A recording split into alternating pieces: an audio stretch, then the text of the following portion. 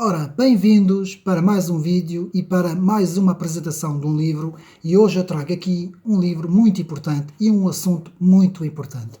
E eu hoje quero falar com os meus amigos do Face sobre o que se tem estado a passar com a teleescola. Teleescola, como os meus amigos sabem, foi agora neste período de confinamento.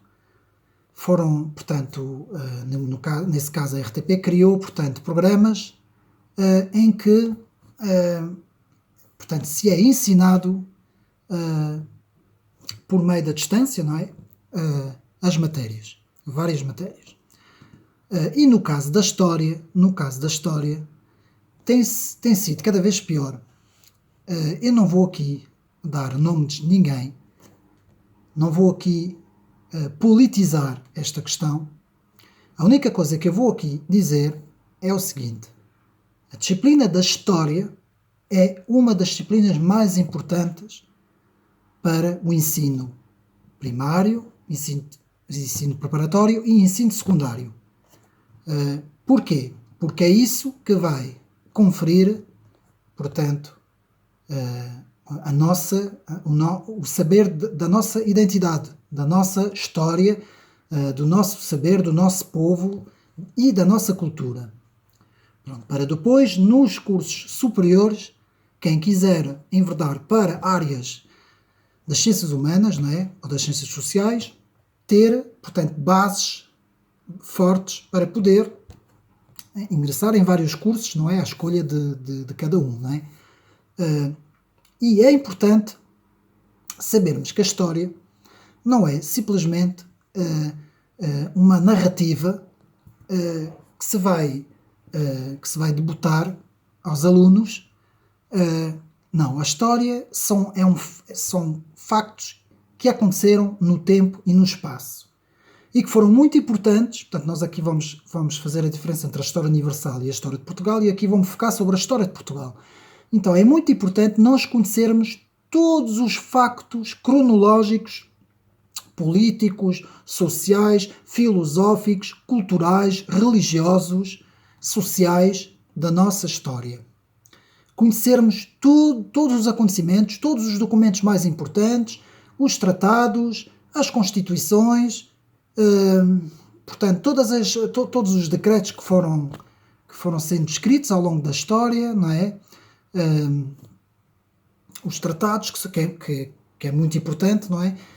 Tudo isso é muito importante. E para os jovens, os mais jovens, há aqui um livro muito interessante que é Reis, Rainhas de Portugal. E aquilo que eu quero dizer é que muitas vezes temos que ser nós em casa a tentar ensinar às crianças, porque a escola cada vez está a omitir mais esses assuntos. E eu encontrei um livro muito importante e é um livro muito simples. Simples, que é um livro, não é muito grosso, é simples. O livro tem por título Reis e Rainhas de Portugal. Portanto, eu vou mostrar o livro Reis e Rainhas de Portugal. Mas existem muitos livros sobre os reis de Portugal. Então, os meus amigos podem perguntar: mas para que é que estás a apresentar este livro com tantos livros que existem aí? Existe muita bibliografia sobre livros sobre os reis de Portugal, calhamaços enormes. Só que isso tudo é só para confundir. Há bons livros, mas é muita matéria. Não é preciso tanta matéria. Este livro, porque é que este livro para mim é muito melhor que todos os outros? Simplesmente por causa de uma coisa. E eu vou explicar. Portanto, este livro é da autoria da Sofia Andrade e Silva. Este livro faz uma coisa que os outros não fazem, que é isso que eu vou mostrar.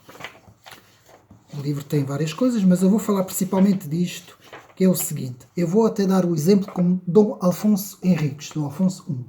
Portanto, vamos ver se a gente consegue baixar aqui a luz. Aqui temos Dom Afonso I, o primeiro rei. Portanto, é quando o livro começa. E o que é que o livro vai fazer?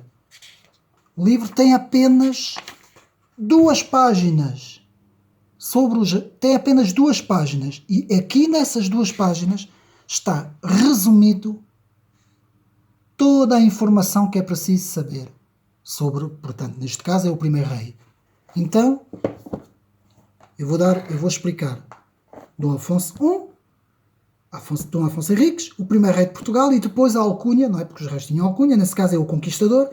Depois temos uma primeira introdução com o tempo que governou, a dinastia que fez parte, o local onde nasceu, possivelmente, não é? Porque às vezes não há certeza, o nascimento e morte, era filho de quem, casou com quem, número de filhos legítimos, número de filhos bastardos e sucessor da coroa, quem foi.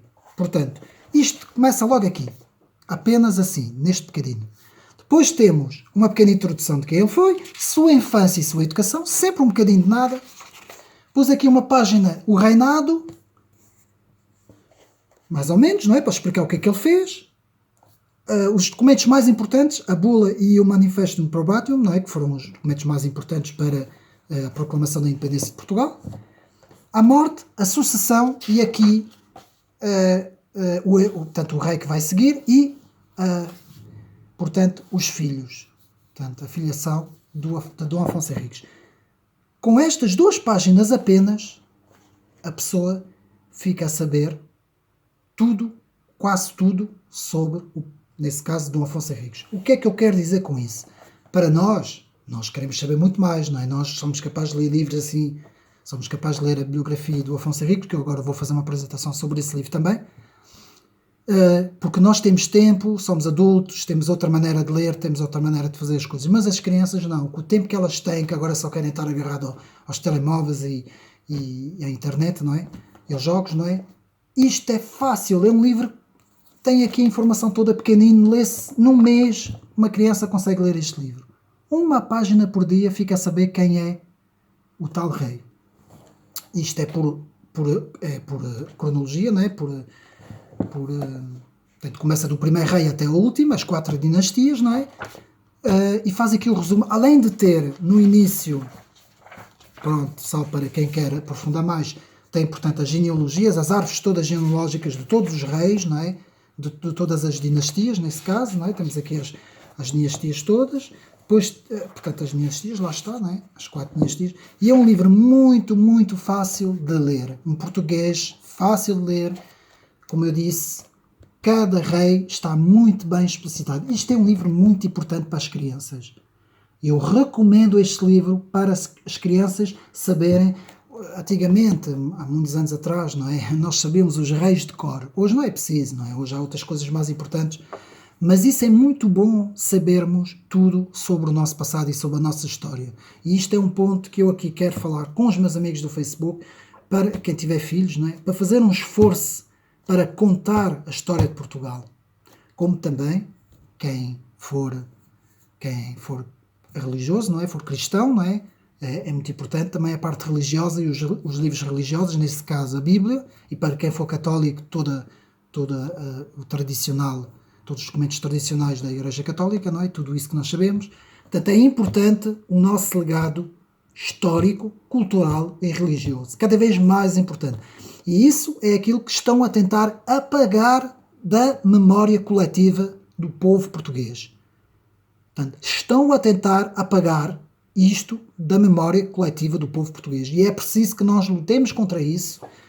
E somos nós, pais, que temos que fazer isso aos nossos filhos. Porque não é mais ninguém, não é o Estado, não vai fazer isso e a escola também não vai fazer isso. Nem devem fazer. Porque o Estado não deve meter a colher onde não é chamado. Portanto, mais uma vez, eu aconselho este livro, vou mostrar novamente a capa. Portanto, a vida e a obra dos reis e rainhas de Portugal, de Sofia Andrade e Silva, 2 páginas por cada rei, muito bem explicado, muito bem descrito, com todas as informações necessárias para termos uma noção, não é? Para a gente saber toda a literatura e toda a parte romancial de todos os reis. Isso não, para uma criança não dá, não é? Mas isto é o fundamental, é as noções básicas para continuarmos a preservar o nosso legado, a nossa cultura e a nossa história. Eu espero que tenham gostado deste vídeo e até uma próxima.